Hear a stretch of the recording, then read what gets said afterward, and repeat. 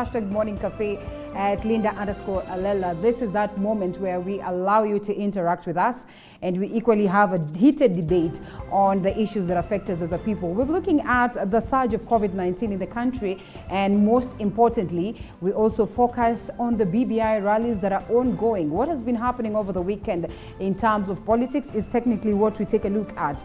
Even as we talk about this, we do not forget the crucial things that are happening in the education sector, and equally the tough moments for the people who are living in the sides of Turkana.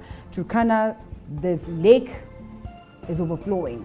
Is it overflowing with goodness or badness? Certainly not with goodness. It's something that we need to discuss. It's a cause for concern. So we'll be finding time to ponder on that and just get to understand what could be informing this and what really needs to be done towards ensuring that we are able to save our people down there. And joining me for this particular conversation this morning, again, we still have Anthony Manyara, who's on Skype, and we equally have Karl Marx with me. We just have one person who's just joined us right now. I call her Mamushka, Rosaline, and it's good to have you.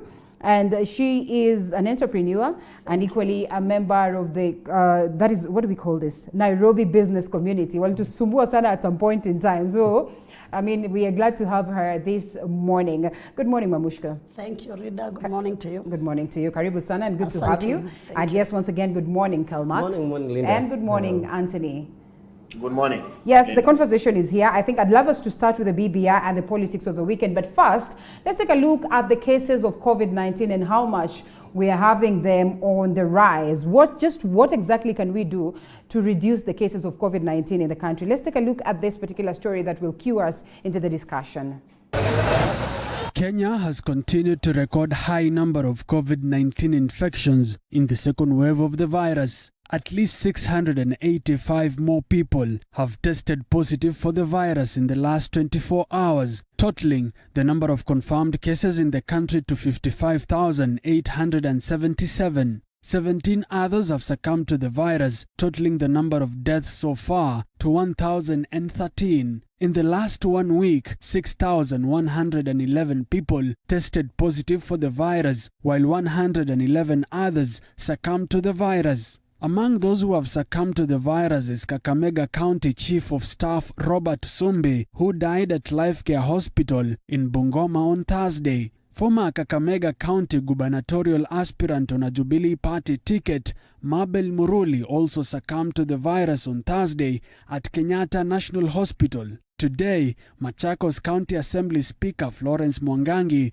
who is also the mother to Health Cabinet Administrative Secretary Mercy Mwangangi, tested positive for the virus. Although the country has seemingly been recording increased number of infections during the second wave of the virus, some politicians have continued to hold public rallies disregarding the COVID-19 protocols. Following the recent surge in the number of infections, President Uhuru Kenyatta has convened the extraordinary summit scheduled for Wednesday this week to evaluate the next steps for the country to curb the spread of the virus. President Kenyatta hinting more measures following the surge in the number of cases. We are going through that very difficult time of saying, now what do we do again? Do we close up?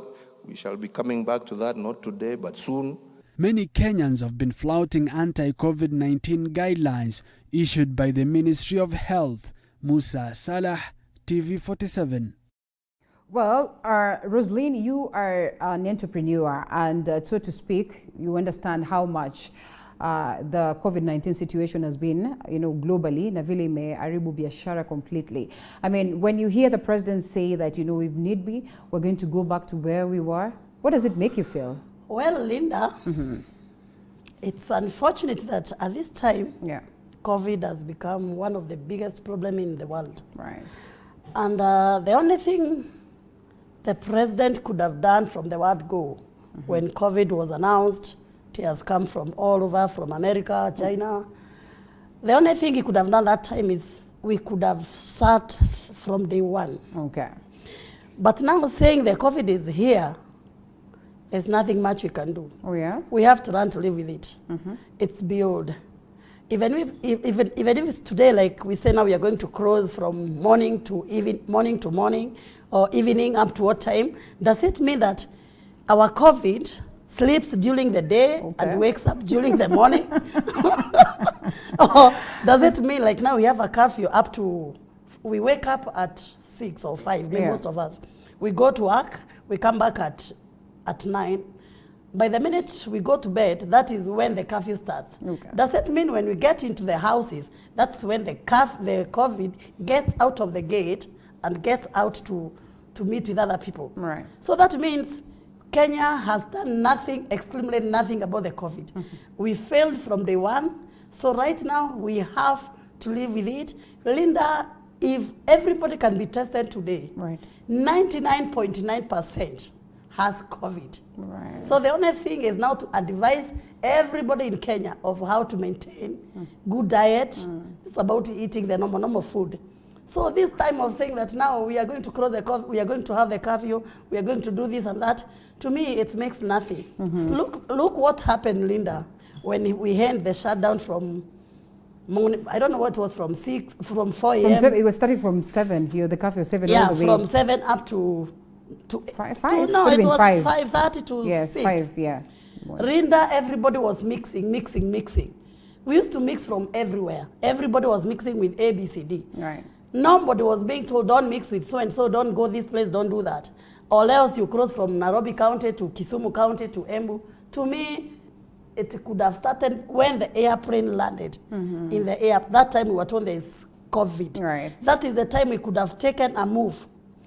And again, Linda, we are living by talking. There's nothing much we are doing in Kenya. Right. What you normally do, our leaders, they know too much is talking, but literal effort is done. All right, and coming to you, Anthony, this comes at a time when World Health Organization has released this report that celebrates Kenya on the efforts that we've put towards creating innovations that, are helping us deal with COVID-19. Second to South Africa, and amongst the top 4, that is Nigeria and Rwanda. I mean, even as we talk about this, we still are grappling with the numbers going up. Just why? I mean, what is the point of having these great innovations if they're not going to come in handy to help us?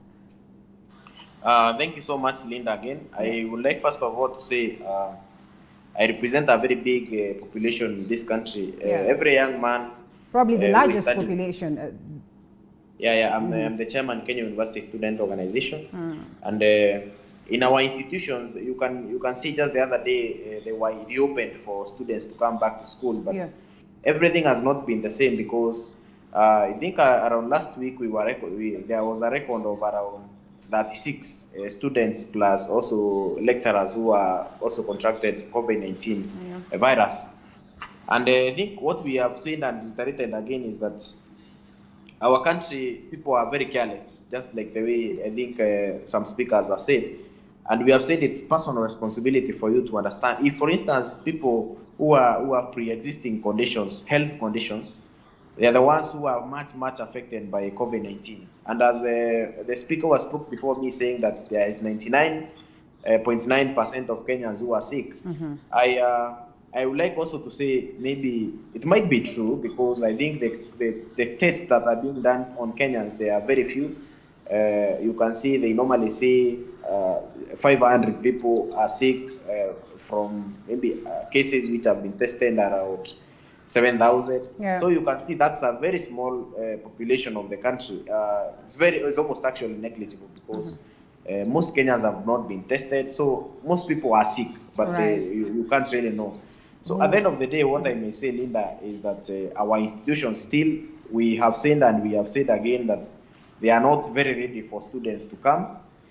And then if, for instance, they come, we expect the Minister of Education in partnership with the Minister of Health to ensure they install those, the precautions, or rather to ensure the facilities at the institutions are very safe for students.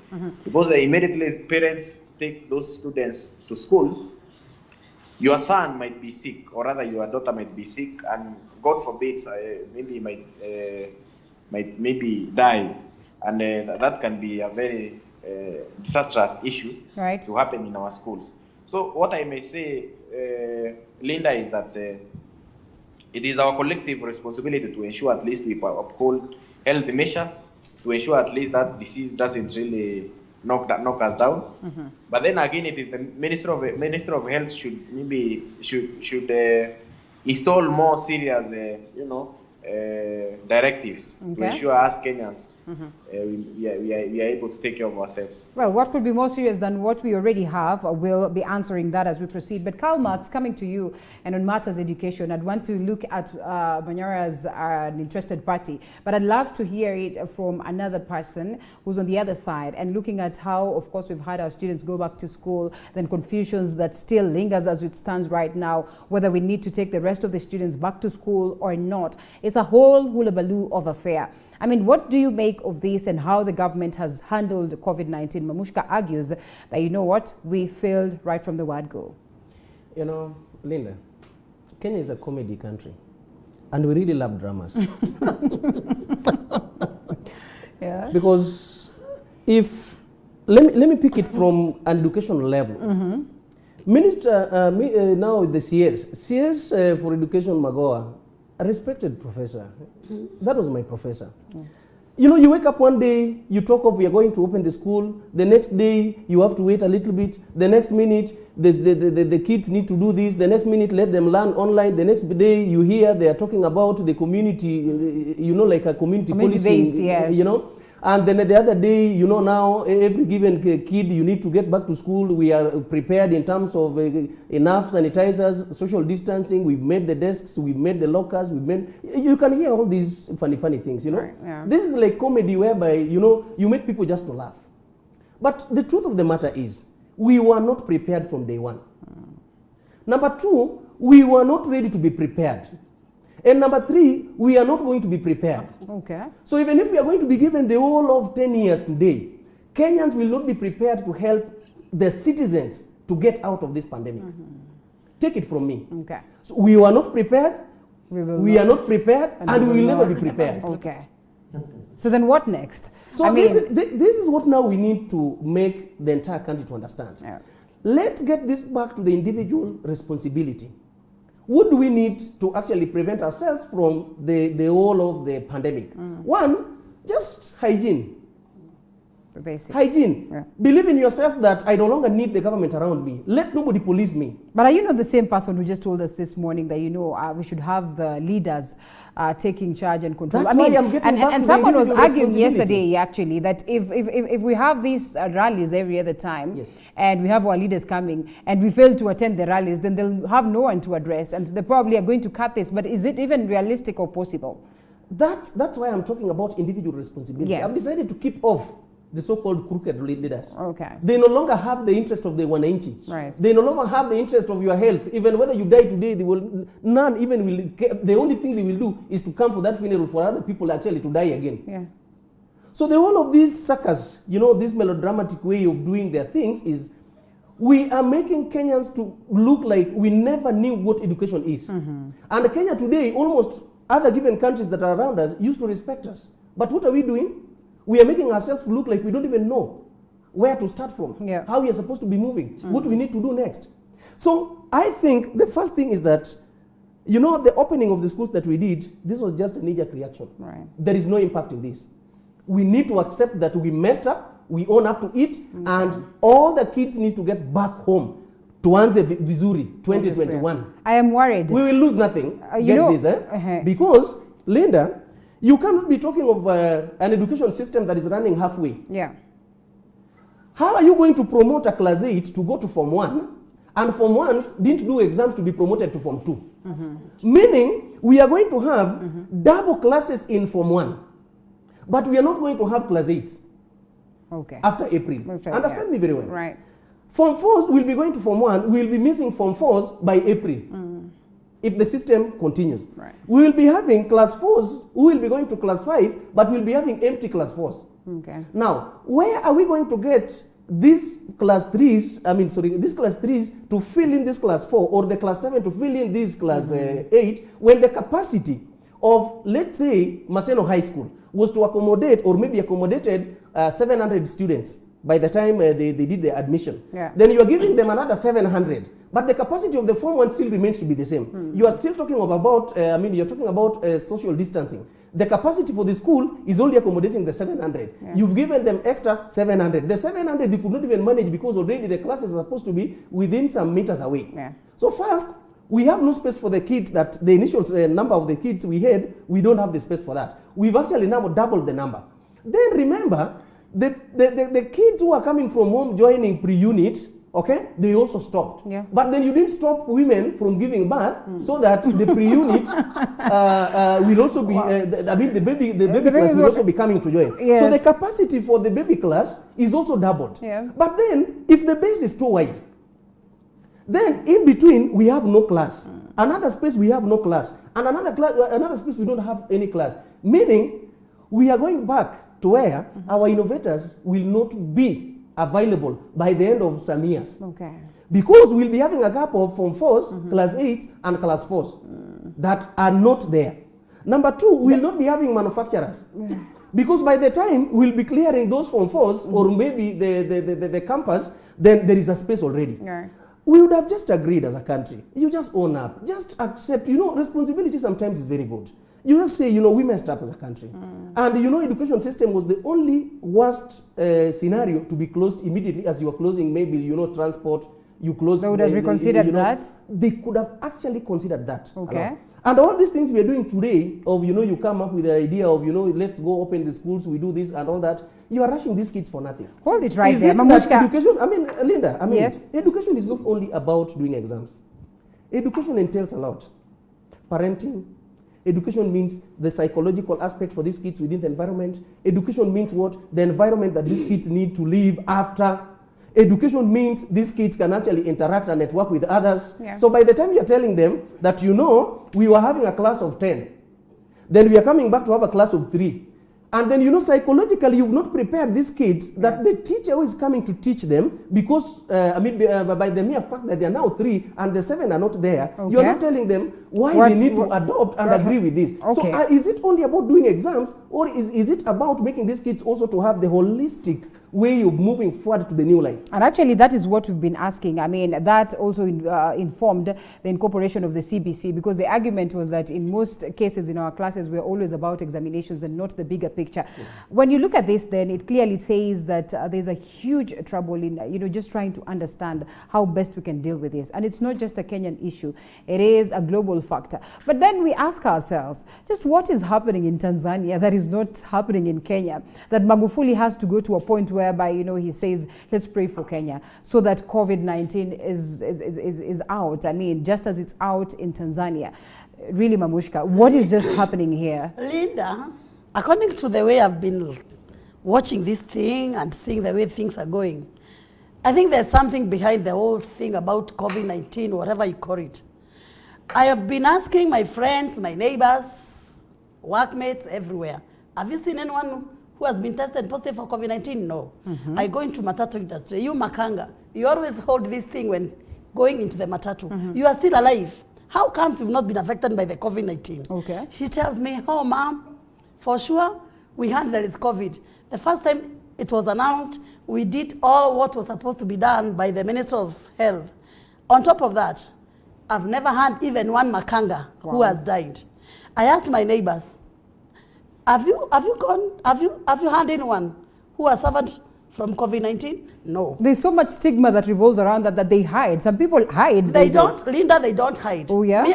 Me, most of my businesses I do in slums, anywhere, call it, where there are so many people, and I've been doing my research.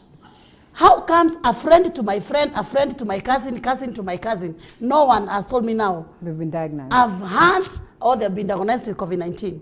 Is it something that we do not know? Tanzania is just our neighbor. What is the difference between Kenya and Tanzania? Don't we breathe the same air? We do. Don't we eat the same food? There's something, Linda, we need to know that the government is hiding from every Kenyan. Let them tell us if it is a cartel. We should be ready for, we are going to help them to make whatever they want. Yeah. We are going to be spectators as they make money, as they become rich. For me, I know COVID, if it is there, we are going to live with it, and we're not going to get a permanent solution unless we get medicine to cure COVID. Otherwise, let our life go back to normal. Do not come to tell us now we are crossing. Crossing what? All right. There's nothing we are doing, Linda. So should we have our students go back to school, which is what Carl is against, and what? I know for the students. Okay. For the students, Linda. And Manyara, you can always come in. Whether they go back to school, whether they stay at home. Don't forget, even in the estate, they're always mixing. Life has been normal everywhere. All right. You go, you find small kids playing together. So what's so special about schools and anything? It's all about controlling and making everybody know the importance of cleanliness. No more, nothing, Linda. Kenya should continue with the COVID. They made it. They continue with it, and we learn to stay with it. Anthony, how can we look at this, Carl, before we come to you, without feeling like, we're being shortchanged, without feeling like, probably there's something that is ongoing, like that money minting affair that Rosalind brings on board. And, we confidence agree that yes, there's a problem, and as a nation we need to fix it. I mean, the president has convened this meeting set for Wednesday to discuss that. He calls this a crisis talk. We've been having these crisis talks for the longest time since COVID came on board. Thank you so much, Linda. I think whatever Karl Marx talked about is very elementary, because in our universities, you can see already, not even universities or public institutions, you can see I think there's a disconnect, because when you tell students go back again to school, next year there will be inconsistencies. Yeah.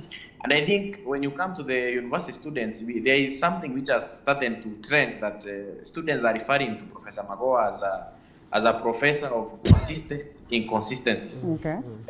That means, because every time he has a press conference, he tries to confuse parents, he tries to confuse students, and I think the Ministry of Education as a collective, as a collective responsibility, or rather as a very serious responsibility of ensuring there is some sort of streamlined kind of way of handling issues, matters, students and also parents.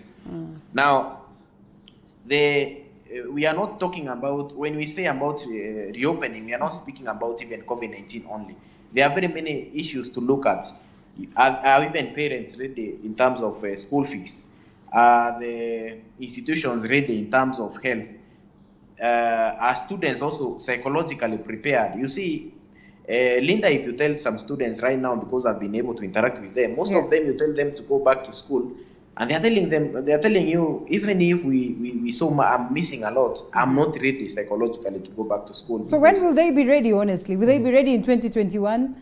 What I can say, because I think Magoha hurried up the process of reopening. Immediately the president gave out a directive of reopening the economy. Then Professor Magoha the next day in a press conference telling students to come back to school.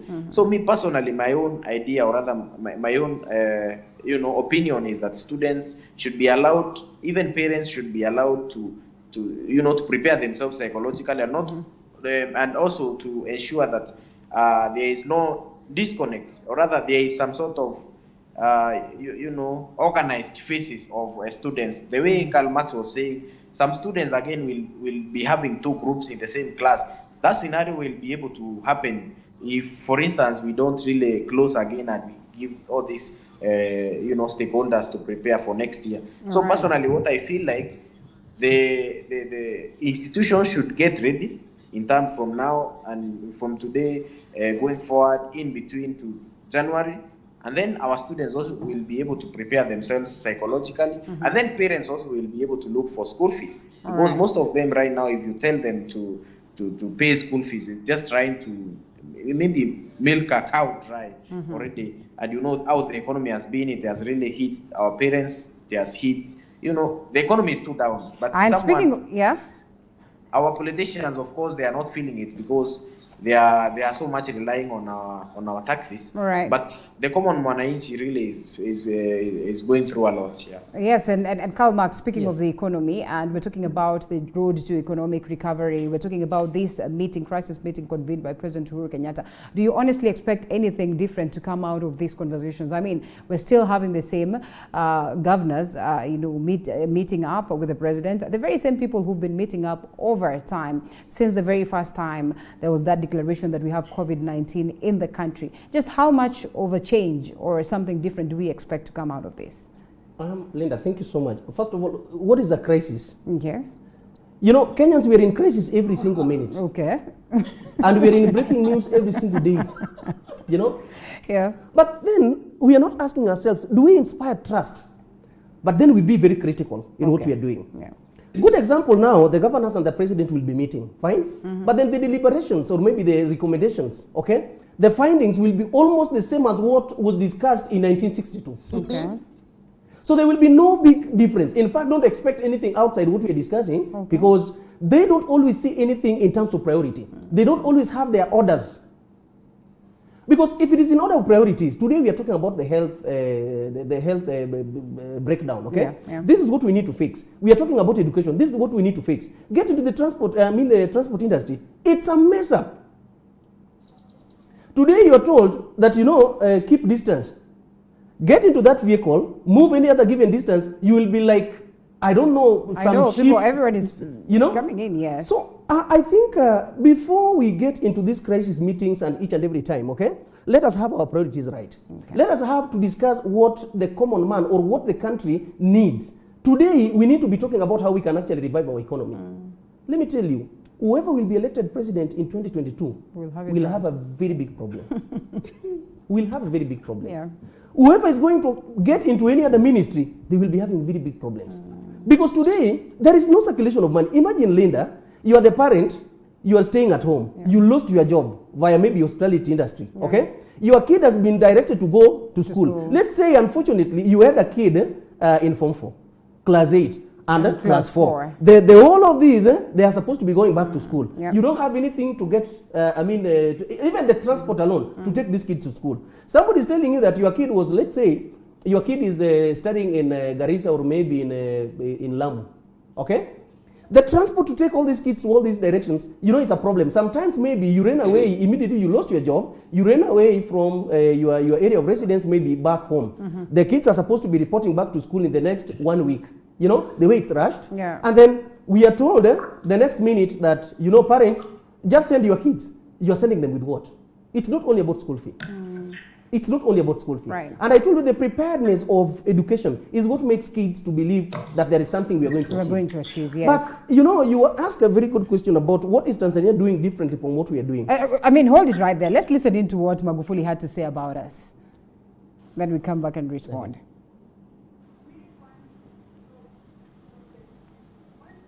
Magufuli is right. Oh, yeah? And he's one guy that I really love.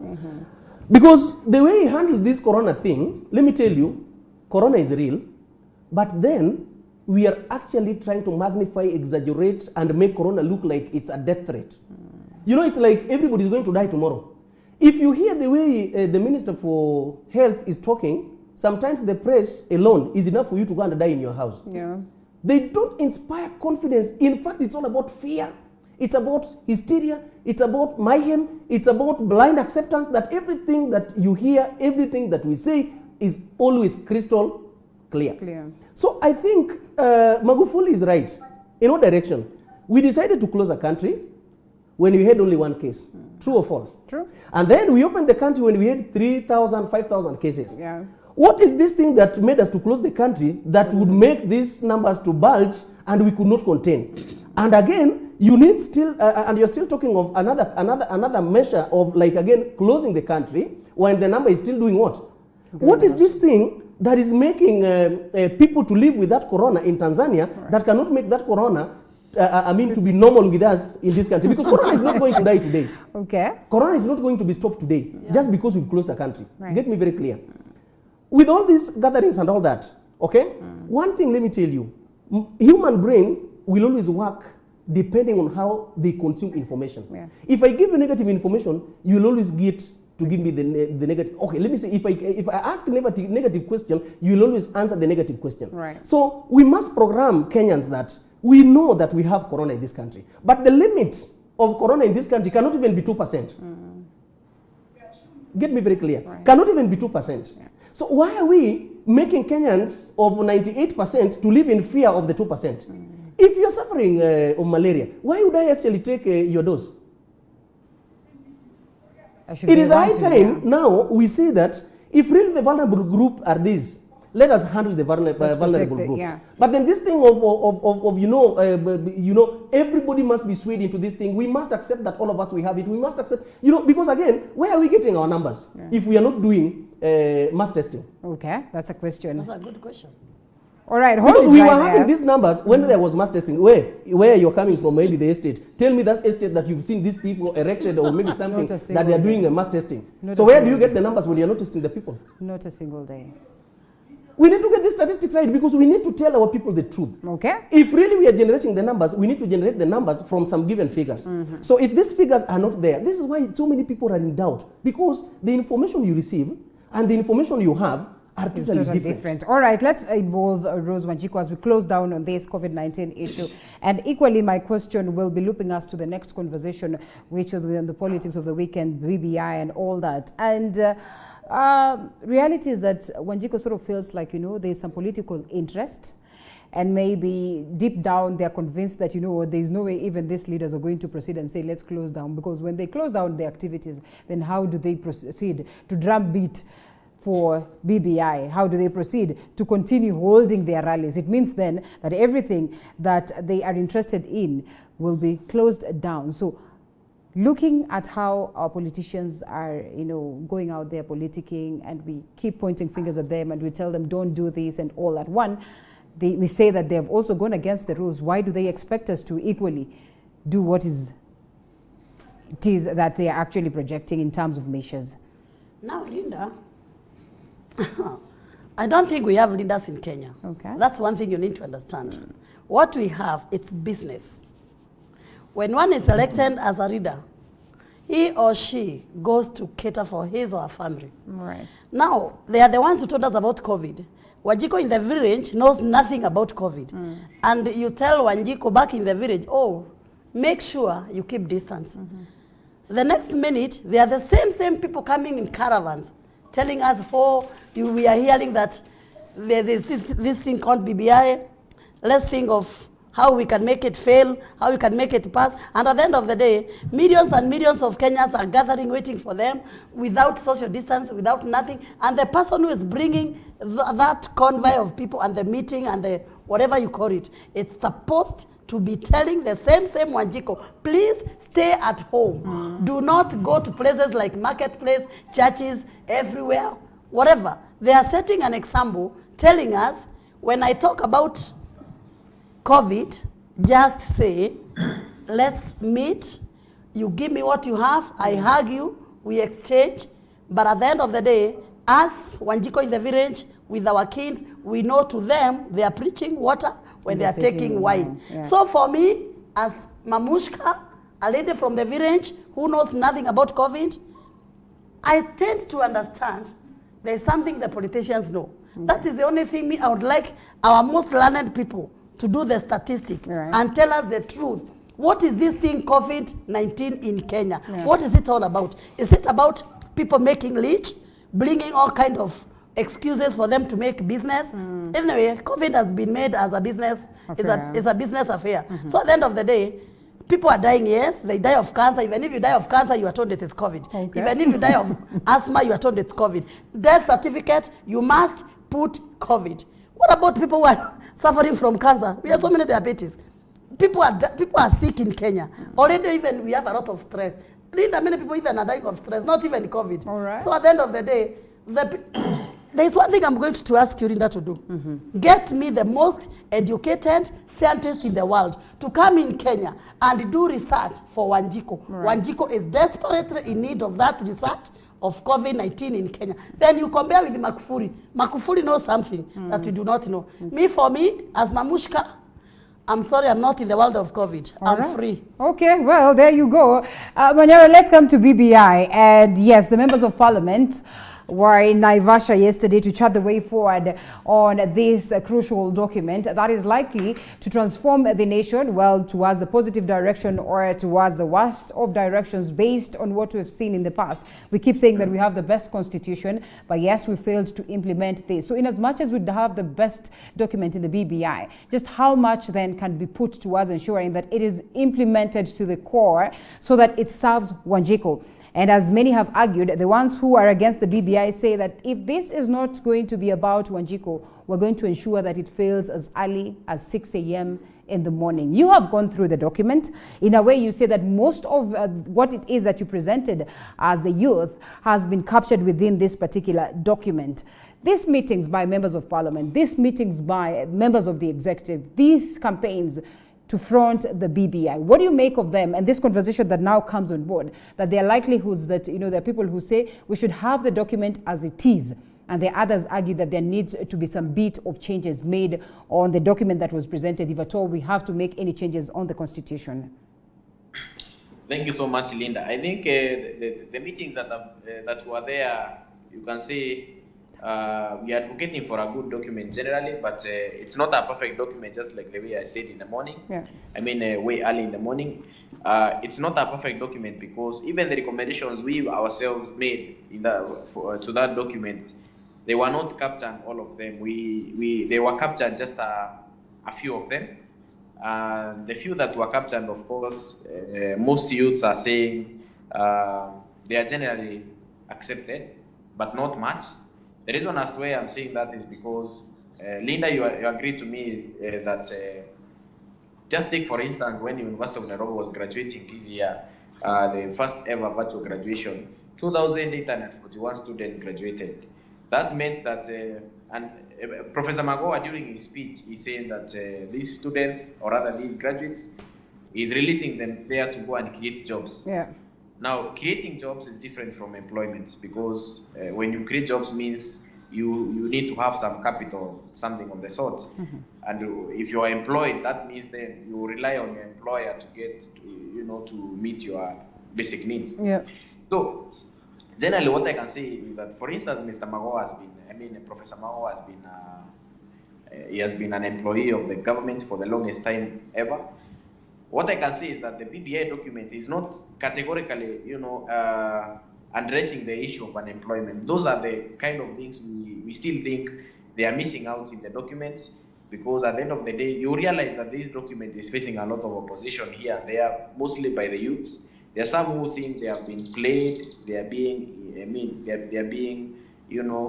it's like an incentive for them to support, talking about the help grace period.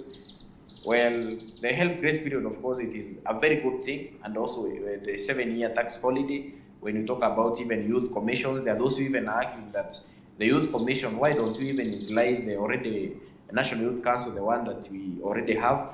So generally, me as Manyara, what I would say, the document is good because it's proposing a number of recommendations which are good, which would otherwise be left out if we went the National Assembly way. Because personally, I've made a number of petitions. The National Assembly, they never go through.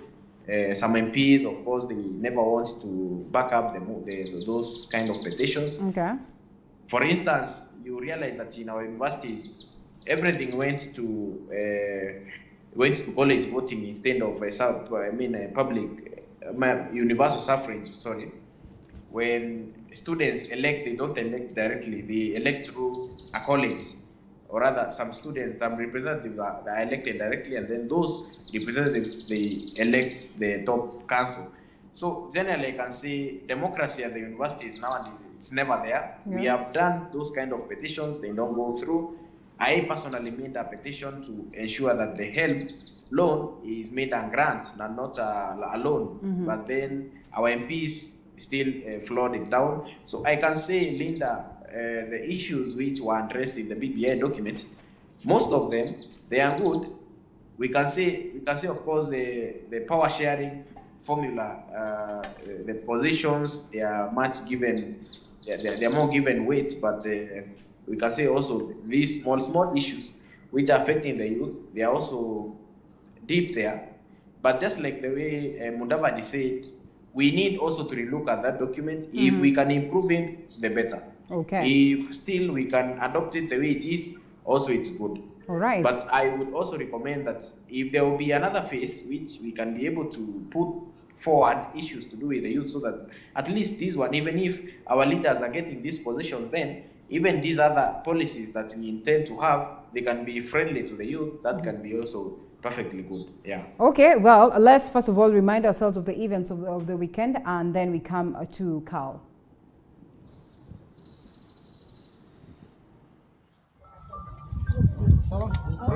It was a beehive of activities at the Great Rift Valley Lodge here in Naivasha as members of both houses of parliament, 189 from the National Assembly and 50 senators flocked into a meeting to iron out dissenting voices in the recent released report of the BBI. Bunge la Seneti na bunge la kitaifa tukae pamoja, kama kuna swala ambao inaleta tatizo, majibu zitapatikana leo. We want to look at this document in detail so that when we go out to share with our electorates, we talk of what is in the BBI, not the politics of the BBI. A fraction of the legislators from both houses now agreeing to the fact that there are a few grey areas that needs to be ironed out. Kuna kipengele ambacho kingesaidia watu wengi walemavu kwa sababu wanakatazwa kazi, wananyanyapaliwa.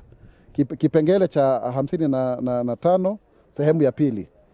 Kiondolewe hiyo jina progressive. Ndio mtu yote ambaye anaajiri watu 5% wanatengea walemavu. Some reserving their hardline positions that the report should be passed as it is, while others want a consensus on the report. Hii fedha ambayo BBI ina propose ambayo inaenda 35%. Hiyo ndio unahitaji kuwa na watetezi wao. Ya? Wakienda huko wafuatilia kwamba hiyo pesa imefika kwa mwananchi. Na hiyo ndio muhimu sana. Lakini kuna vipengee moja mbili pale ambayo hawezi kosa. Pengine tutafikiria. Na tuko hapa. Deputy President William Ruto is among those who want a consensus on the report before it is passed. The IBC in its current formation put on red flag over the referendum budget.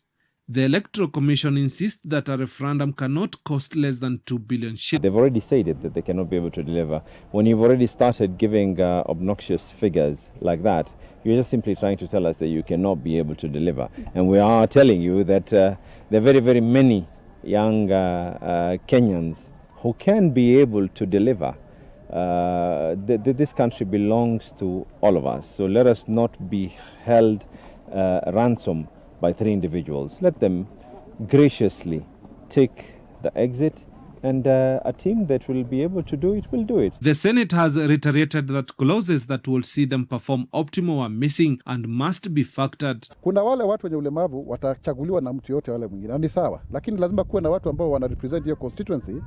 Katika bunge la Seneti hakuna sahi, bunge la kitaifa haieleweki. Monday being the climax of the meeting, the President Uhuru Kenyatta and the ODM leader Raila Odinga are expected to grace the occasion. Reporting for TV47 from Naivasha in Nakuru County, I'm Willie Dennis Njiru. Yes, and Senator Orengo starts by saying that they are convening and out of that place they will come na majibu. Lakini hawakutoka na majibu, Carl. Walitoka na more trouble, more confusion, and we're likely to have a debate that is going to take us to, limbo, or so to speak, when you hear some of them saying that let's have it as it is, uncontested, and others arguing that no, let's do some adjustments. And actually, the likes of Tanga members of parliament have argued if they're going to incorporate what it is that we're bringing as proposals and we adjust the document, then once we reach on that consensus, then we can have an uncontested, referendum for that matter. So, yes.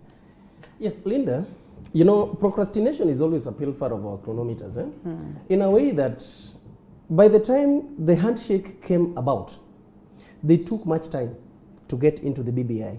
They took much time to release the first document. Yeah. Then they took much time to come up with the launch and all that stuff. So they were making the outsiders, the spectators, to reorganize themselves. So that before you get to talk of who you are, already somebody has painted you what you are.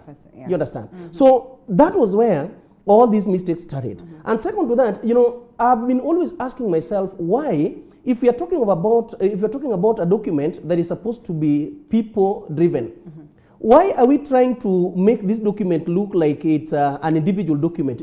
This personality match with the document. Why are we putting it like it's a two people affair? It's not.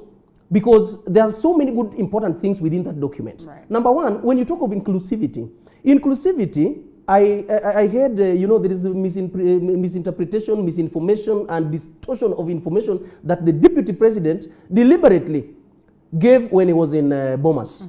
You know, when he talked about inclusivity and he was actually talking of the president to be so and so, the deputy president to be so and so, the majority leader, you know, as the prime minister, go and read the article 304 of the Kenyan constitution. Inclusivity means you cannot appoint, same people for same positions within same tribe. Okay. So that means that is already captured. So, you know, when you are putting it that way, everybody would feel that the deputy president is talking sense. But that was not the truth. That was a lie. Okay. Number two, when you give a document, you know, when people were giving their presentation, there was time for public participation, and we were to take our suggestions there and opinions and all that stuff, okay?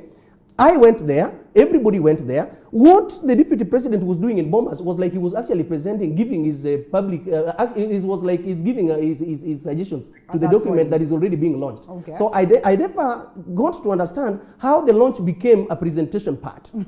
Then, number two, look at it this way. When you talk of we need to have our county governments having resources closer to Wanjiku, that has happened because from 15% to 35%, we now, from 15% that we've been having within the constitution, now we have it at 35%. It's not even progressive of like. You know, it's not close. They say 15 and you can actually take it on an upward trajectory. You know, progressively in the initial constitution, you know, when you talk of now from the BBI, it's like we start from 35, or we would actually do it much better. Okay. But this one, you know, it's at 15, but so there is no transition. 25. There is no transition whereby you can say, I'm done with the 15%. Today, I'm going to get to the 16%. Okay. So I think in terms of devolving funds, the BBI is actually very okay. Now, talk of what we call, having, you know, these theft, these stealing. I don't call it corruption. There is a way you can, if you read that document very well, there's a way that document is trying to get to return back what has been stolen. Yeah. So the recovery part and how they are doing it is more or less perfect. Our biggest question then would be on the implementation, Carl. And that is what I'm talking about. We can talk about this document and look at every other clause that has been brought on board and would look good, what Manyara calls incentives. But the question then would be, are we able to implement? And Mamushka, you can always come in, because if you let Carl speak, Carl at a sound come here. I'm just clear that. You know why I'm talking about this document to be, I'm not talking about the document to be 100% perfect. Okay. They will always, let me tell you, in America, actually they have adjusted their constitution almost like if you do the mathematics, it's like they're doing it weekly. Those are just recommendations. Right. So there is no constitution that is cast on stone. They will always, even if we do the amendment today, in another year to come or maybe 5 years to come, implementation still will, the amendments will still be coming. So we cannot be saying that all what has been written in the BBI will be like nobody else will actually come to change them. Right. But you know, when I heard Manyara talk about the youth commission that is established there, it is now we the young people to take that initiative of running this thing from the ward level. Okay. So that if it is about the 30%, it's not 30% that is flying within some desk office, but it is 30% that starts from the smallest unit. That is the county government. You run to the constituency, you run to the county, then you get to the national. And if it is about the parastatal, that youth commission will still be negotiating for the same. If you get to all these other institutions, the youth commission will still be negotiating for the same. But you know, initially, it used to be like a youth desk kind of institution whereby you appoint Linda and then Karl Marx, you sit the two of you there, then anytime we need a face of a youth, you will be called. You don't know what is going, you've never been involved, you've never been engaged, you've never participated in anything, but you are only making your face to appear anywhere that these people need them. So I think for clarity, Kenyans, they need to take time, read this document, understand this document, give sound judgment over this document, but don't make the politicians, because the problem we're having today is that all the politicians, they know everything for us. All the politicians, they have decided for us. Right. All the politicians, they have made us to vote, and they even know the outcome. Why is it that now the participation part of it that each and every individual needs to get to, we've been stopped from that? But somebody is trying to tell us that they have known everything that is within the document, they have implemented it, and even the outcome is there. But my major worry is about the violence. Before election, do you know, we always take one year to the election just discussing, just politicking. Yes. Meaning, we are draining the economy, whereby now your people in terms of your businesses, the whole of 1 year, we've stopped them from doing anything in terms of business. Yeah. And then the actual year of election, we are still politicking. So nothing. Now, 1 year after elections, we are still politicking. Even today. Let me surprise you. 5 years, 5 years cycle for elections, we are only using 2 years for development. And then we are going to ask these people that, we gave you 5 years. When we know very well that 3 years was just wasted in terms of politicking. Okay. And then we are losing much. That is what, just from what I said initially, we are losing much when it comes to the political violence, because, that thing of acceptance, can we agree, all of us, that elections are over, everything needs to pick up, and then we move on. So that is why the electoral malpractice, that is why the problem is. We need to fix that body so that we inspire confidence. The so-called free, fair, credible, justifiable elections needs to be part and parcel of what we are talking about. So that if I go contest and somebody has defeated me, I will say, thank you, so and so, I'll join hands, let us move together. But then you cannot steal my vote, then expect that one with the majority becomes the minority, and the one with minority becomes the majority. And then you still tell them that, let us move on. Moving on, going where? Where? All right. Rosalind Wanjiku, Yes. and the BBI is here with us. We have been told, read, read, read. Truth is that we've not even read the 2010 Constitution, so to speak. And if we have, then, well, we probably know very little about it. And it's the very same Constitution that we're supposed to make amendments on. We're supposed to make changes on. What is your take on the BBI so far? Rinda, that's a very nice question. Yeah. From the word go, the Constitution of 2010, 95% of Kenyans, they do not know what it is.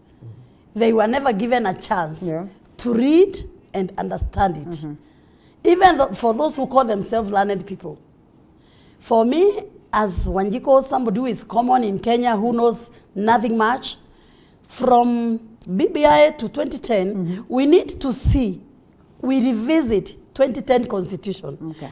Because already we've never practiced that Constitution as it was written, as I hear it was written. Because even if you read, you have Carl, I want you to listen to this to this concern, because it's pretty much crucial of a concern that people do not know what is in the 2010 Constitution in the first place. So even when you're telling them change, they have no idea of what it is that they are changing. What are we changing? What are we changing from 2010 to BBI? For me, first and foremost, take Wanjiku back to 2010 Constitution. Let them understand. Let Wanjiku understand what was in that 2010 Constitution. Now, after 2010, today, there's another something being born called BBI. What are we, you have to compare these two things. We are comparing what from what, and what are we changing from 2010 to the BBI. And again, the biggest mistake, Linda, we Kenyans, we live a life of hypocrisy. Our leaders are hypocrites. Yeah. Okay, the BBI has come. It was made, it's something that was, they went around hearing, we were hearing they're making something is coming up, as my colleague here says, it was made by people who sat somewhere and they give their views. Linda, do you know 75% of the youth, they know nothing about the BBI. 75% of Wanjiku, Mama Mboga and the rest, they know nothing. Why can't we keep politics out of this thing now called BBI? By the way, our President Uhuru Kenyatta has a very big problem. He brought the BBI the other day. Already now it is 95 already with some marks. Oh, it is bad. Oh, it is good. We don't even know what it is. Now what I'm requesting President to do, tell every politician to keep off BBI. Let it be done by the kids that Wanjiku has given birth. Graduates are all over Kenya.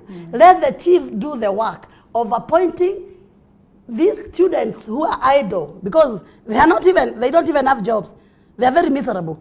They be given the task, at least for 2 or 3 months, to continue to start teaching their mothers, their fathers. Daddy, do you know what is in the BBI? A, B, C, D. The chiefs to do the work. The Nyumba Kumi. We hear of Nyumba Kumi. What are the politicians doing, telling us about the BBI? Whatever they are telling us, it's about their interests. And the content they want us to understand is what they like. So for me, maybe BBI has some things we can import from 2010, or we take to 2010 to BBI, we make some changes. But the only thing I can ask President Uhuru Kenyatta, anybody who is called a politician, to keep off the document. Let the kids we have given birth to go to the village, to teach their mothers, their fathers, about this thing called BBI, because we are living a life of, we've been held hostage by the politicians. Why are they doing that? This BBI might be having very good things for the youth, for everybody in Kenya. But now they have started saying, oh, BBI is good, BBI is bad. Let them give us time. In fact, in the next 2 or 3 months, Linda, it is not even going to be called BBI. It is going to be BBI political party. Okay. It's a name coming as a political party. Okay. We are not going to get anything good out of it. And mark you, it might be having some very, very good things in it. Some can be put, some can be thrown into the toilet, other can be put to make sure Wanjiko lives a comfortable life. In Africa, for information, Kenyans are the most miserable people. We've been held hostage by the politicians. When you elect them, as my colleague says, after 2 years, politics. The next, when you vote today, when he lost the seat, the next day, I want to be the president the next time. Nothing else, Linda. We are not even given time to do our businesses. We are not even given time to feed our kids. We are not even given time to do our agricultural things. So what I'm requesting, President, wherever he is, please to make it up to him. All the politicians never ever teach Wanjiko about constitution. We gave birth and our kids can be able to teach us. That's all I want. Carl, how realistic is that? Knowing that they are equally the same people who are going to make decisions on this. I mean, if amendments are to be done in Parliament, if amendments are to be done by the executive, if changes in any way incorporated in the BBI are to be made by the very same politicians, just how realistic is it for them to sit aside and watch Wanjiko try to learn and understand, that civic education of the document? Linda, there's one more important thing here. Yeah. When you want to reach out to the people, first of all, you must have factual information. And that is what, actually, I'm leading one of the largest young youth group in this country. Okay. Now, what we are doing is that we must have the document with us first. And then we have this document in terms of town hall meetings, in terms of the small units whereby these young people are coming from, because they are elected from the smallest villages. The villages to the wards, and the wards to the constituencies to the whole of a county, and then nationally. Yeah. Now, when you have the document presented to these young people, the only thing that we need to do is that document needs also to be interpreted in Kiswahili. Okay. Okay? And more importantly, when now that we have the media houses actually doing the dialect, now your native language, then it is better for them now to have people who understand this document that can actually have some shows. You go to Ramogi, you go to Inoro, you go to Kameme, you go to Mwango, all those media stations now, people who can actually pass the information, but factual information, because the politicians have actually hijacked the whole document. Yes. Whereby you will be told women have been weakened in terms of the representation, which of course is not true. Right. Because women have been given positions in terms of, one, instead of electing women rep to go and sit in the National Assembly, but they don't have a voice in terms of the funding, they get to the Senate, whereby now they will have a voice with, vis-a-vis the funds.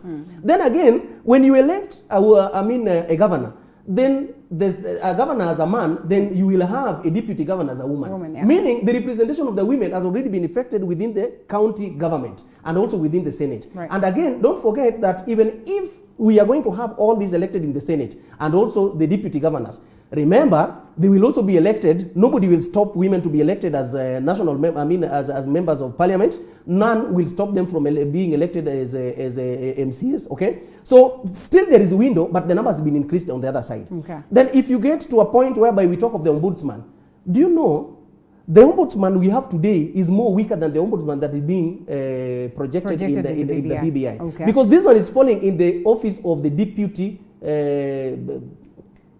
For the Chief Justice, the Deputy Chief Justice, you understand? But now this one, it's like you have an independent body. Vetting is going to be done in the Parliament, meaning you don't appoint Rose direct, but Rose will go through the vetting. Okay. Then once you are done, you now have the independent body to go and do your stuff. So in this case, you will be having the authority because you are not, you are not an appendage of somebody, or maybe some doormats of another person.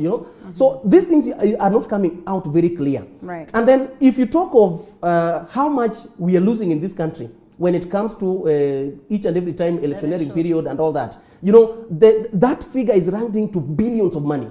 But we are not talking about it because by that time you'll only be looking for that mimi nilichagua fulani, yeye ndio president. You don't want to care about how the economy is going to pick up immediately. The loser is not, you know, when the loser is aggrieved, that means that huge population that is not feeling that they are part and parcel is not giving this guy the legitimacy, the power to rule. Right. You understand? Yeah. So what we are trying to do is that there is what we call the revolutionary legality.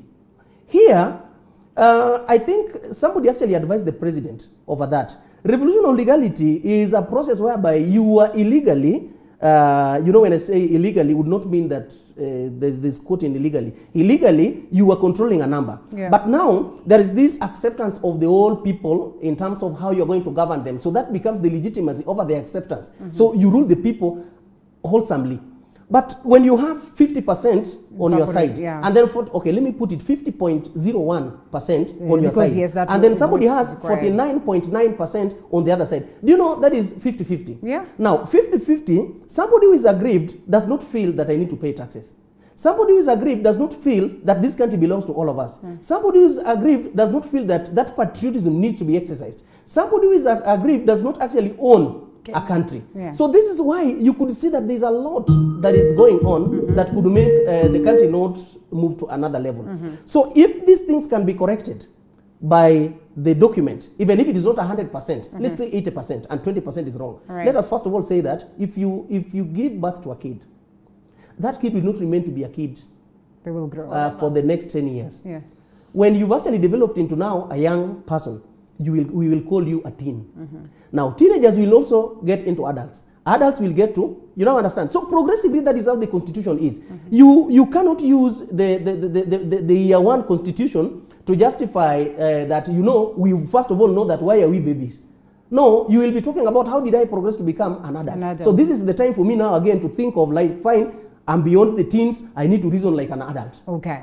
That is what is going on with the changes within the Constitution. All right, and let's take a look at what it is that is on the BBI. And the big question today is that really how much is it bringing on the table? Is it serving more threats than of what would likely be a remedy to the problems that bedevil us?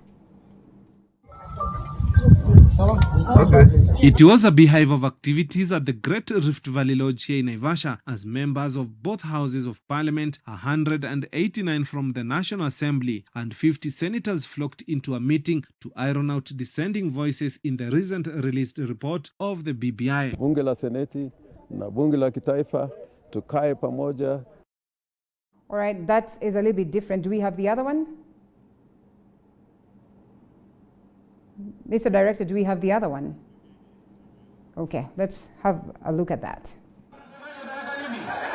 Speaking in Chuka Town, Tharaka Nithi County, after a church service, Deputy President William Ruto now claims a group of political leaders are plotting ways of making money if the country goes for a referendum. Kuna watu wanatafuta pesa kwa hiyo referendum. Kuna wengine wanatafuta siasa kwa hiyo referendum. Ndio tunawaambia kama haja yenu ni pesa, kwendeni fanyeni biashara. Ruto says the BBI report will not be forced down on Kenyans if issues affecting the common mwananchi are not addressed. Ruto says all issues should be citizens-based, not based on leaders, while calling for a dialogue for an uncontested referendum. BBI, jameni, tuketi chini, tukubaliane, tuweke mambo yote ndani, tupitishe bila ya kusukumana, bila ya kutofautiana, bila ya kugawanya wananchi, bila ya fujo. Na waacheni mambo ya rege. On his part, ANC party leader Musalia Mudavadi has also called for an uncontested referendum. Mudavadi says the billions to be spent on referendum should be channeled for other uses at such a time when the country is battling the COVID-19 pandemic. Tukijipiga vifua, tukijigamba na kuambia tutakuwa tukiweka maisha ya ndugu na dada zetu na vijana wetu kwa hali ya hatari. His sentiments were echoed by other leaders who had accompanied him for a church service. BBI is for all of us, na BBI inatakikana iunganishe Mkenya wote na wote tuimbe wimbo mmoja, tusikue na mambo ya kusema iko yes or no. Former Makadara Member of Parliament Ruben Dolo has chided Deputy President William Ruto over his 2022 campaigns, terming them immature. Ndolo drummed up support for the BBI report, claiming it's a solution to the perennial challenges facing the country, especially after every electioneering period. BBI tusiwache, nimeona ina faida na inaunganisha Kenya mzima, na hiyo ndio kitu nataka. The leaders were speaking after church services in different parts of the country. Mwangi Maina, TV47, Nairobi. All right, Anthony Manyara, we had left you somewhere for a while. Now we're back. And this is my question. Rosaline argues that there's a way we can have this conversation without having the politicians, highly and squarely involved. It would be very healthy for the nation. But then I ask myself this, looking at the pronouncements of the likes of the DP, who probably sits amongst also the people who are pro-BBI. They are coming out with some revelations that would probably trigger conversations that are healthy for us to get the right document or for us to make changes that are necessary. Just how much can we have this conversation without having our politicians actively coming out in podiums and telling us, well, angalia hapo in that clause there's a problem, or angalia in that clause it is healthy, it is good and all that? Thank you so much, Linda. I think my phone an issue. That is why I was not really available. It's okay. When you talk about the documents, I think there are better ways in which we can do sensitization. We can do public awareness to people. As you can see nowadays, these gadgets, our phones, laptops, most of the young people, not even young people, you realize even on the streets. When you meet with people, most of the cases they are using their gadgets. They are not so much keen as it was before. So we can say there is technological advancement. In this era, we can talk about maybe trying to popularize the document through various channels, be it TVs, be it social media handles. Facebook also is very it's a very good channel to communicate. So we can talk about WhatsApp, we can talk about Instagram, Twitter. It can be very effective. But then again, also trying to say that you will prevent politicians, to talk to people, trying to sensitize them, or rather to enlighten them on the contents of the BBI report. Also, it's not possible practically, Linda. But then again, also when I talk about us as student leaders, we have convened a number of meetings ever since the BBI report was launched. And we have done those meetings trying to see how we can teach, we can equip our officials on better ways on which they can be able to educate the masses of the same. But then again, if we politicize these documents too much, then it will lose sense to the common mwananchi. The people, the Wanjiko out there is crying, saying the economy is on its knees. And that one I can agree with Wajiko, because actually we have felt it, our economy is bad. Yes. We are not even creating employment. We have so many jobless youths out there, very many. And then again, even our universities still, they are producing many graduates. And the government really doesn't care about where you go after you graduate. Maybe that's a story for another day. But then, Linda, when you talk about this document, how we can be able to make the public aware of its contents without really going through those rallies, I can say there will be a challenge there, because most of these rallies, I think Carl will agree with me that the common mwananchi, even if you are angry, na usikie kuna you hear there is a rally somewhere, trust me, you will even skip lunch or supper, what it might be, to go and attend that meeting. Political meetings, really, they are very interesting, and you cannot really tell people not to go there. That is why you see even the cabinet secretary for health has been having a lot of trouble trying to contain people not to be attending those rallies. But then again, they are the most effective way to talk to people. But then again, we can, as going forward, just like the way you see in our universities, we are advocating for online learning as opposed to face-to-face online experience. We would like to see a scenario whereby all these kind of sensitization processes, they can be done effectively, just like the way e-learning is taking place, so that our people can be able to access everything online. But then again, also, Linda, don't forget that Kenyans are very lazy. And you see, even in our university, we have tried so much to encourage that reading culture. But then again, Kenyans really don't want to get tired. They are very lazy. They don't want to read. Yeah. So that's a very big challenge. We can say still the rallies, they can be much effective to educate the masses. Well, I would want to agree with that. But coming to you, Mamushka, of importance is that we need peace and tranquility. And there's always that fear of such emotive electoral periods and how, of course, they can cause instability in the nation.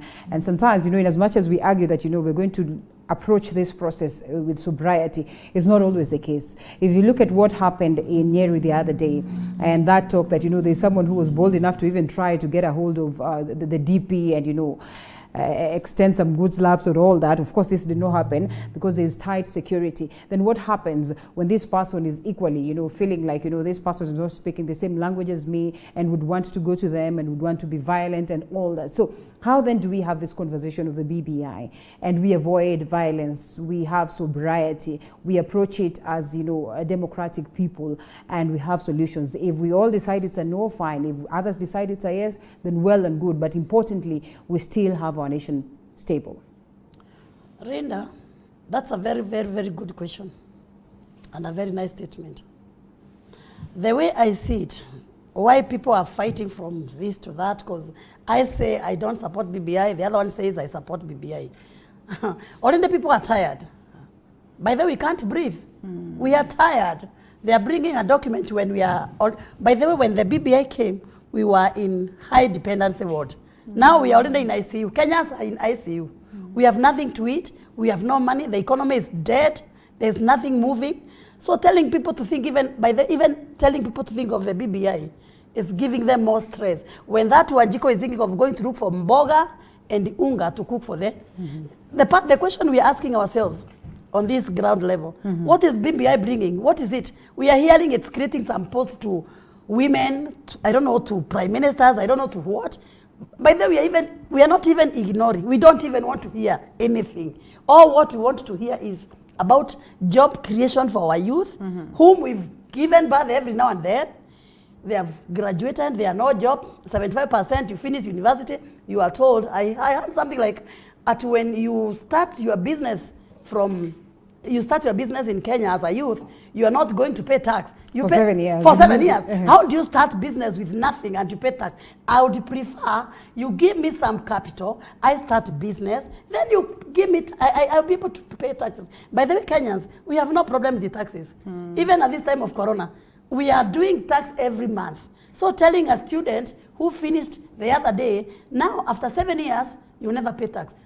Will not be paying tax when walking on the road or sleeping on the bed? Do they have the business? Do they have the business? In the first place, they are not businesses. Okay. How would you tell me that you are going to exclude from paying taxes? So for me, I want them to pay taxes as normally, but they be given money to start business. At least Kenya can make them proud by telling them, after you finish university, we are going to give you money to start businesses so that you can pay taxes. Then at the end of the day, we ask ourselves, we pay taxes a lot. And at the end of the day, is the BBI coming to finish about corruption? The money we pay every month at KRA, we hear a family, one family carrying 20 billion. How do you count that money? So sometimes we fail to understand where Kenya is going and what is in the BBI that is going to change the state of our, the state of the nation. So for me, what I would say, first, we do not want gifts. Kenya is not ready for any gifts. All what we want is action, nothing else. All right. Well, Carl, let me tell you this, and probably just try and expound what it is that she brings on board. The realistic aspect of these incentives that come along with the BBI. For instance, what she just noted, that as a youth, you're being told that when you get into business, you have that reprieve for 7 good years. In most cases, they'll tell you it's very hard to start up that business. By the time you're starting up, you're at, say, 33 years old. 33 years old, by the time you're 35, you're off the bracket of the youth. So then you'll have reprieve for only 2 years. Just how realistic is this? Most of the times they'll tell you, well, help, you're being told that you start immediately, you get a job. So in the event that you do not have a job, that is automatic a reprieve. I mean, 4 years down the line after campus and you do not have a job, they're not going to demand anything from you, you know. And when you start working is when they start cutting this money or taking this tax or taking the help, you know, loans and all that. So in this case, just how realistic and how practical are some of these incentives that we get, and how then, as we get to wind up, do you switch the very same Kenyans who are supposed to vote yes or no in the event that we're going to go for a referendum into that aspect where they will be in the mood of wanting to understand what the BBI is all about? Because like she rightfully puts it, most of them are like, we do not even need it. We are focused on, you know, economy, we're struggling and everything. Do not waste our time with this BBI talk. Let me pick it from where you've left it. You know, when you talk about the young people being given some incentives, you know, okay, fine, this is political, this is a political driven initiative, okay? So they will have to look for things that, you know, if they insert there, then basically you'll be rushing for it. But then there is a lot of practicality in the whole idea. That is why I was talking about the Youth Commission. If they can really get into the right people in that office, then they can really hold this, you know, now the executive more accountable. But there is also, you know, there is the other school of thought. You know, you give me 7 years, okay, but then you don't give me the environment that can actually facilitate the process of doing all these businesses. Or you give me the 7 years and then the environment is perfect that I can do the business. Then that would mean there will be this ease of business for all of us that, you know, I've cleared, but whoever is already doing something good, you don't wait for your 7 years. But with the discipline you have, then you can continue to pay for taxes, so that these can also help the people who are supposed to be getting into their help, so that this help can now help so many people. You know, we need not to be so selfish, but we need to be selfless. This thing has helped me. Why would I use it now to actually oppress others? No, that is not the whole idea. The whole idea is let us be disciplined within ourselves. Good example, if you go to the bank and you've stolen money, you go to the bank, you've done your business, all of you are going to deposit money. Do you rush and be the number one, you just cross the line, you go and deposit that because you've stolen your money? No. Or do you just wait because you're saying, you know, I'm carrying 1 million, these 200,000 people might rob me, so let me keep quiet, I wait for them? Or do you just rush and deposit your 100 million? No. The discipline within the bank environment dictates that everybody will have that discipline of actually queuing. So that is what we are trying to say, that can we, first of all of us, we learn the discipline of doing things for ourselves, not for others. That is what we call the political correctness. The political correctness is making yourself to look good to others. But, you know, there is what we call the inclusivity, the political inclusivity. This is what we say, that you now be good. Being good is political inclusivity. But looking good is political correctness. Now, and again, the political correctness, this is what is actually working. We say it is externally driven. Whereby, I just want to paint a picture of this house is so cool, so nice. But inside the house, people are being killed. Inside this house, people are not actually breathing. Inside this house, people are actually going hungry. In this house, people are not going, they're not actually attending schools. Inside this house, everybody is actually living miserable lives. But you know, when you talk of political inclusivity, that will be internally driven. Internally driven, we say that, you know what? You stole from us. Can you now get back and say that, Rose, we sit down, what you've stolen, please, this needs to get back to everybody. If we talk of equity and we talk of equality, then we'll be saying, no, equity does not mean that, you know, all of us, we are going to get equal share. I will have to say, Linda, you know what? I oppressed you during some times. We cannot be getting equal share. You need to get some so that you can also catch up with me. But you know, when you say equality, equality is a good language. But then it's not going to drive the message home. Whereby somebody else in Turkana is given a bursary of 5,000. And another person who is in Nairobi is also given a bursary of 5,000. In Turkana as a constituency, we have only 2 graduates. In Nairobi, let's say Ruaraka constituency, we have 6,000 graduates. So that would mean there is that disparity. Can we now say that the 2 graduates in Turkana, how are we going to uplift Turkana as a constituency so that we can have 100 graduates? While we actually try not to stop them, but just to, you try to control the number of graduates in another constituency or a number of, millionaires in another constituency, while others are still languishing in poverty. So the political correctness is not their language here. And I think that is what most of the politicians have actually taken with their BBI thing. Yeah. They are trying to say that, let us look good to others. So that if I paint this, everybody will buy it. Yeah. But the political inclusivity here is, we made a mistake. Yeah. And as a country, can we own up? Right. And that is why I've been talking about the youths. They need to own up this document. Right. They need to own it, they need to manage it, and they need to lead it. How then? So that, in any case, we are going to talk about passing the baton. Because what is in this document is not meant for the old age. It is not. Just for a matter of, let me be very clear on that. Because, okay, if you want us to have the 7-year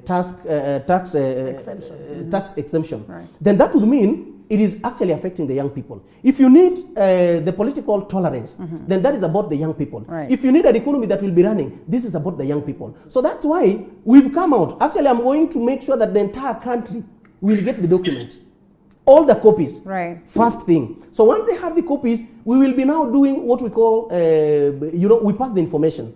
This is like civic education. Yeah. We do it across the country so that each and every mamamboga that we are talking about, the borders we are talking about, the so-called wheelbarrows people and the mukokotenis, they can have the information to realize that I need not to repeat class 1 for me to be the one to be used as an example for others who are coming here but graduating to other classes. Right. Because the problem we are having is, somebody is telling you that, Karl Marx, wewe, repeat class 1. So that Linda akikuja kutoka nyumbani tutakuwa tunamwambia so unaona Karl Marx amerepeat hapa na nyinyi mkikuja mnampata hapa anawaambia class 1 inakuanga hivi. You cannot be used as an example on the wrong side. Yeah. You need to be used as an example on the best side. Okay. So the good side is what?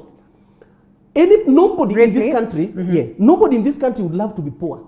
No, nobody. You understand? Yeah. And then nobody has ever tried on making people poor. But then we are taking advantage of the vulnerability of the old situation.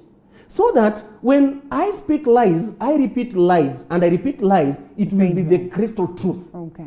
So the young people take time, read the document, understand what is there. If it is good for you, pass it. Yes. But the most important thing is that this thing is all about the young people. It's not about the people making noise about it. Because even if we change the constitution today, it will not affect them, but it will affect us in another 10 years to come for us to call for amendments. I think that's a good note to wind it up because time is not on our side. Unless in 30 seconds you want to say something, or we're okay. About the BBI or about generally what? Just to wind up the conversation, 30 seconds. Oh, Linda, this is very nice. Yeah.